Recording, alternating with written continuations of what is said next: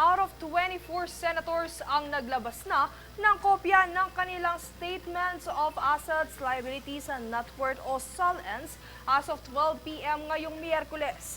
Ang natitirang dalawang hindi pa isinapubliko ang SALN ay sina Senator Ronald Bato de la Rosa at Senator Amy Marcos. Samantala, nangunguna ngayon sa listahan ng pinakamayamang senador ay si Senator Mark Villar na nasa 1.26 billion pesos net worth, habang nasa pinakahuling talaan pa rin si Senator Cheese Escudero na may 18 million pesos declared net worth.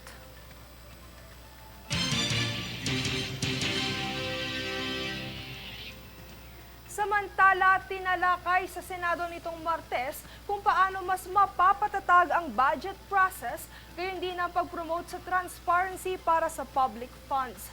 Ito ay partikular sa kasalukuyang issue ng korupsyon sa gobyerno. Naritong ulat. Isinagawa ng Senate Committee on Finance nitong Martes ang pagdinig kasama ang civil society organization na tinalakay ang ilang panukala para mapatatag ang proseso ng national budget, gayon din ang budgetary priorities para sa General Appropriations Act 2026. Layon nitong ipaintindi sa publiko ang budget general concepts at priority programs ng gobyerno para sa transparency at public awareness. Pahayag ni Finance Chair Senator Sherwin Gatchalian, the end goal is to let people understand the process itself and let people understand the budget itself. No? Iba yung budget itself, madugo ang budget itself. It's a very technical process. The document is also very technical, but it's also our responsibility, especially Congress and the Senate, to let people understand the technicalities so that they can participate. It's very difficult to participate if you don't understand. No? ito ay kasunod ng planong pagsasapubliko ng bicameral hearing upang maiwasan ang irregularidad sa gitna ng mga anomalya sa umano'y insertion sa bilyong pisong 2025 budget. Kaugnay nito ay ilan sa mga tinalakay ay ang concern sa benepisyo ng mga guro, issues sa education and job alignment, pagpapatayo ng mga silid-aralan, pagpapalawig ng public transport supply at paglalagay ng panibagong bike lanes.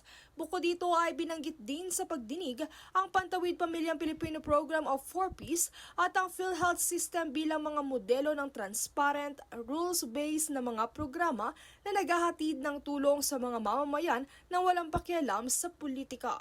Ayon kay Roundtable for Inclusive Development Co-Convener Adolfo Montesa, ang 4Ps at PhilHealth ay hindi tulad ng mga programang umaasa sa mga guarantee letter o referral mula sa mga mambabatas, kundi nagbibigay ito ng mga benepisyo sa citizen entitlement na tinitiyak ang pantay na access sa tulong sa edukasyon, pangangalaga sa kalusugan at panlipunang proteksyon.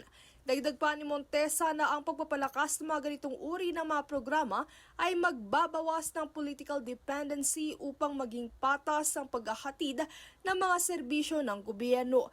Sinang-ayunan naman ito ni Gatchalian na ang mga serbisyo sa publiko ay dapat na ituring bilang isang karapatan at hindi isang pabor mula sa mga politiko.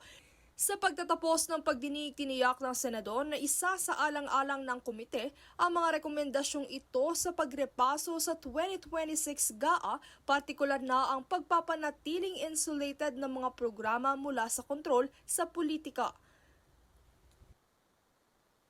Mula rito sa Senado, Princess Castro nag-uulat para sa Golden Nation Network. Kinumpirma naman ng Civil Aviation Authority of the Philippines o CAAP na 3 sa 10 air assets na konektado kay dating Ako Bicol Representative Saldico ay nakalabas na ng bansa. Ayon kay CAAP Director General Raul Del Rosario, isang Gulfstream 350 ang lumipad patungong Singapore habang 2 helicopter naman ang nagtungo sa Kota Kinabalu, Malaysia. Dagdag pa ni Del Rosario, unang umalis ang isang helicopter noong August 20, sinundan ng Gulfstream noong August 16 at isa pang helicopter noong September 11.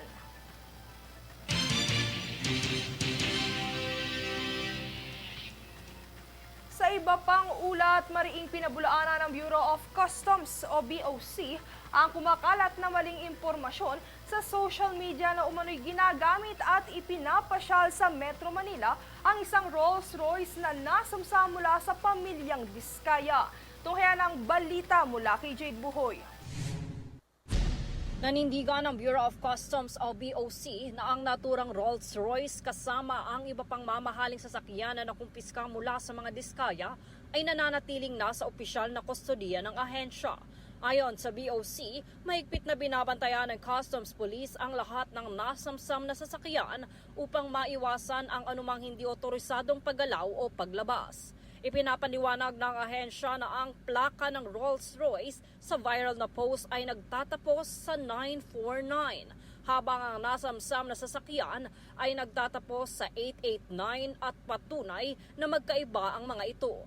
Binigyan din ng BOC na walang anumang nasamsam na ari-arian ang maaaring ilabas o galawin ng walang kaukulang pahintulot at dokumento. Ayon pa sa BOC, ang sino mang lalagbag sa patakarang ito ay maaaring mapatawan ng mabigat na parusang administratibo at kriminal alinsunod sa umiiral na batas. Sa pamumuno ni Commissioner Ariel Nepomuceno, pinaigting ng ahensya ang transparency, accountability at mabuting pamamahala sa lahat ng operasyon nito. Nagpapasalamat din ang BOC sa publiko sa mabilis na paglapit at pagbibigay alam hinggil sa naturang maling balita. Hinimok naman ng BOC ang lahat na kumuha lamang ng impormasyon mula sa opisyal nitong website at social media pages upang maiwasan ang panlilinlang mula sa mga pekeng balita. Jade Buhoy, nag-uulat para sa Golden Nation Network. Sa kabilang banda, ipinahayag ng Philippine Coast Guard o PCG na iginagalang nito ang karapatan ng mga halal na opisyal na magpahayag ng saloobin. Ngunit itinuring na hindi patas ang mga pahayag ni Congressman Francisco Kiko Bersaga Jr. laban sa kanilang hanay. Ayon kay PCG spokesperson Captain Noemi Cayabyab, nananatiling profesional, disiplinado at tapat sa tungkulin na ang PCG na handang imbestigahan ang anumang makatuwirang aligasyon ng maling asal. Nilinaw rin niya na magkaibang entidad ang PCG at PCG Auxiliary kung saan ang mga miyembro ng huli ay mga sibilyang voluntaryo na tumutulong sa mga makataong misyon.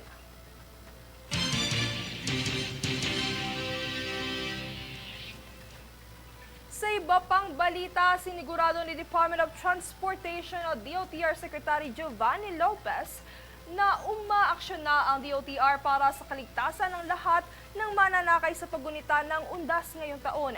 Tunghayan ang ulat mula kay Joby Rodriguez. Kasalukuyang naka-heightened alert na ang Department of Transportation bilang paghahanda para sa kaligtasan ng mga biyahero ngayong undas 2025.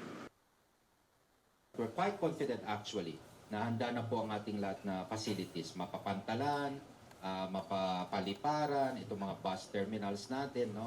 And lahat po ng naka-heightened alert po ang DOTR, mga touch agencies niya, even the Coast Guard, naka-deploy. Sabi ko po, bawal mag-leave muna. Again, the toll operators, makasama natin dyan, I think nag-deploy sila ng more than 2,000 personnel also para lang makatulong sa atin dito sa expressway. So masasabi ko po na handa na po tayo. Yan ang pahayag ni Department of Transportation Secretary Giovanni Lopez sa kahandaan ng ahensya ngayong undas. Buong puwersaan niya ang DOTR kasama ang Philippine National Police, MMDA at iba pang ahensya ng gobyerno ang aasahan na nakaantabay sa mga terminal sa Metro Manila, lalo na sa Parañaque Integrated Terminal Exchange o PTEX. Ayon sa ahensya, 2.1 million bilang ng mga biyahero ang inaasahan na dumagsa sa mismong araw ng undas. Samantala, kahapon naman ay nakapagtala ng 188,000 na bilang ng mga pasahero sa mga naturang terminals. Bunsod nito, nagsimula na ang inspeksyon ng kalihim kahapon sa mga pantalan at terminal ng Batangas City upang siguraduhin ang lagay ng mga bus, van at jeepney pati na rin ang preparasyon ng medical teams sakaling kailanganin nito. Paalala naman ngayong darating na undas ni PTEX Head for Private and Government Relations, Jason Salvador, na kapag bebiyahe ay maging mapanuri sa kapaligiran. Pero lagi natin pinapaalala sa mga kababayan natin, sa mga biyahero, lalong-lalo na kung passenger season, maging vigilant po tayo sa mga kapaligiran natin, lalo na yung ganitong panahon. Kasi kung hindi po tayo mismo magiging vigilant, baka po tayo masalisihan. No? Kaya nga, kung may makita kayong hindi ka nais-nais or may ma-observe kayong hindi dapat, ipagbigay alam niyo po kagad sa mga kawani ng PITX and more importantly sa mga security officers po ng gobyerno. Kaugnay nito, naglabas na ng abiso ang departamento sa mga dapat tandaan sa biyahe, kabilang na ang bawal na pagmamaneho kapag nakainom ng alak o gumamit ng ilegal na droga, paghahanda ng pagkain, tubig at gamot kapag mahaba ang biyahe, pati na rin ang pagpunta ng maaga sa paliparan o mga pantalan. Samantala, panawagan naman ni Secretary Lopez na huwag matakot magsumbong o magreklamo at ipahatid sa ahensya kung may katiwalian na nakikita sa DOTR. Hihingi din po kami ng tulong sa inyo na iparating nyo sa amin yung mga bagay na sa tingin po ninyo nakalimutan namin bigyang pansin. At yan po ay dapat iparating nyo sa amin, lalo na kapag may sa tingin nyo may mga abusado o tiwaling kawani ng DOTR. At kami naman po ay action. Paalala ng DOTR na sumunod sa mga batas ng kalsada dahil ang mga lalabag dito na drivers ay hindi lamang kukumpiskahin ng lisensya kundi kakansilahin din ng mga ito. Ako si Jovi Rodriguez, nag-uulat para sa Golden Nation Network.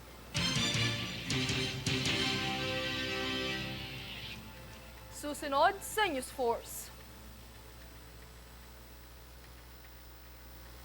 Korean actor Lee Dong-wook balik bansa para sa kanyang My Sweet Home fan meet sa December 20.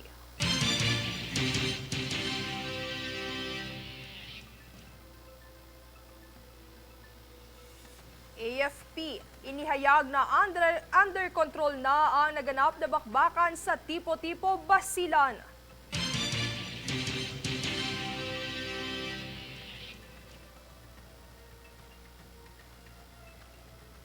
Presyo ng kandila sa Binondo nananatiling mababa.